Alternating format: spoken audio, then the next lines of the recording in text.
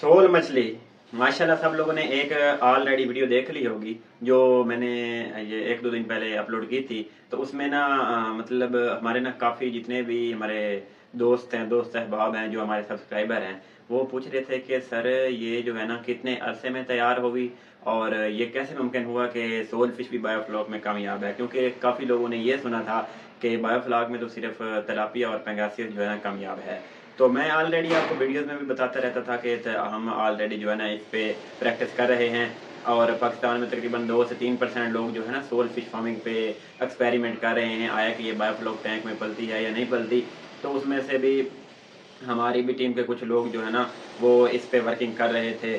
तो माशाल्लाह जो है ना मैंने जब वीडियो अपलोड की तो सब लोगों ने सवाल करने शुरू कर दिए कि सर ये कितने अरसे में पली, इसने कितनी फीड खाई और ये कितना इसने वेट किया है और इसको खुराक कौन सी डाली है, टोटल इस पर खर्चा कितना आया है, तो कितने टेम्परेचर पे पली है और इसको पालने के लिए क्या क्या रिक्वायरमेंट हैं, इसका सीड कहाँ से मिलता है, सीड की पहचान कैसे होती है, वो सारी जो क्वेश्चन है ना वो इन लोगों ने किए। तो मैं आज ना बारी बारी आपको बताता हूँ कि वो किस तरीके से जो है ना ये हमने पाली। देखें एक तो अनवर साहब हैं माशाल्लाह जो बहुत ज़्यादा वर्किंग कर रहे हैं, जिन लोगों ने हमारे बहुत ज़्यादा फार्मर का जो है ना भला किया है और बहुत वो हमारे पूरे मतलब पाकिस्तान में बायोफ्लॉक में एक उनका नाम है। दूसरे माशाल्लाह फैसल साहब हैं, उन लोगों ने भी बड़ी मेहनत की है और सोल पे फैसल साहब ने और अनवर साहब ने माशाल्लाह काम करते रहे हैं। तो अभी जो रिजल्ट्स आए हैं वो जो मैंने अपलोड किया है वो उसमें फर्स्ट ऑफ ऑल ये सोल फिश फार्मिंग जो है ना मैं फ़िलहाल ना इसके रिजल्ट्स बता देता हूँ, फिर नेक्स्ट बता दूंगा कि इसकी मैनेजमेंट को कैसे करनी है। ये जो फिश है ना दो तरीके से पल सकती है। एक तरीका तो ये है कि आप एक साल इसको जो है ना टैंक में रखें, जिसे आप नर्सरी टैंक कहते हैं।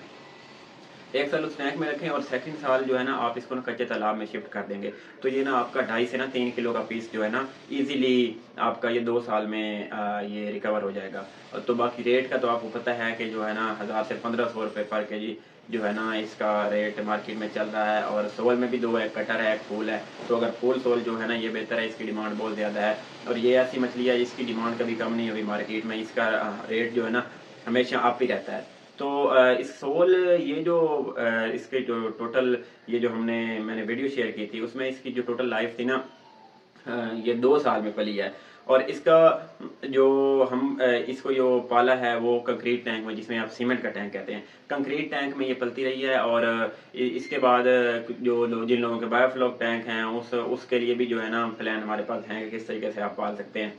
तो ये कंक्रीट टैंक में ये पली है। और इसके बाद इसकी जो फीड का जो है ना फीड इसके जो देते रहे हैं, एक तो ये है कि हम इसको जो आप ठंडा चिकन कहते हैं, मतलब हम इसको चिकन मोर्टेलिटी जो है ना वो फैसल साहब खिलाते रहे हैं। और साथ इसके जो है ना कुछ फीड और मैं ऑलरेडी वीडियो में बता चुका था आपको कि हम कुछ कीमा मशीन यूज़ करते हैं, कीमा मशीन आप यूज़ कर सकते हैं और कीमा मशीन से कीमा करके आप डाल सकते हैं।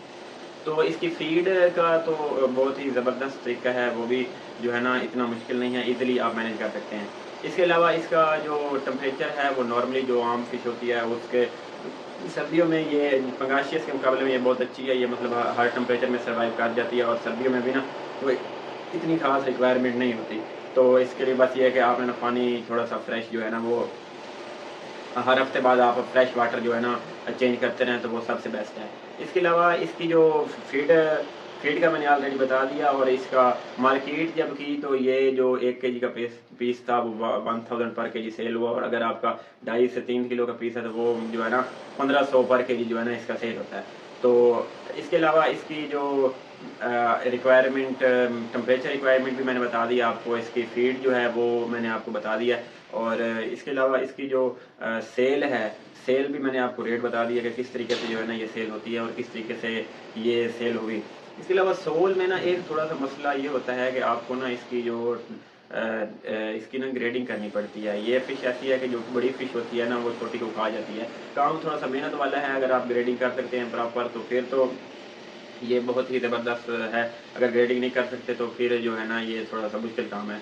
इसके अलावा इसके सीड की जो है वो सीड आपने फुल सोल जो है ना वो लेना होता है। और सीड के लिए आपको बेहतर यही है कि जो जिन लोगों ने ऑलरेडी इस पे काम किया है तो उस बंदे से अगर आप सीड लेंगे तो फिर जो है ना आप पॉसिबल है। क्योंकि हमारे काफ़ी दोस्त हैं जिन लोगों ने ना सीड ऐसे ले लिया अपने रिसोर्सेज पे तो वो 2 नंबर सीड दे गए हैं, तो जिस वजह से ना फिश की इसकी काफ़ी ज़्यादा ना मोर्टेलिटी हो गई है। तो ये कुछ बातें आपके सामने रखनी थी सोल के बारे में। माशाल्लाह बहुत ज़बरदस्त एक्सपीरियंस रहा है।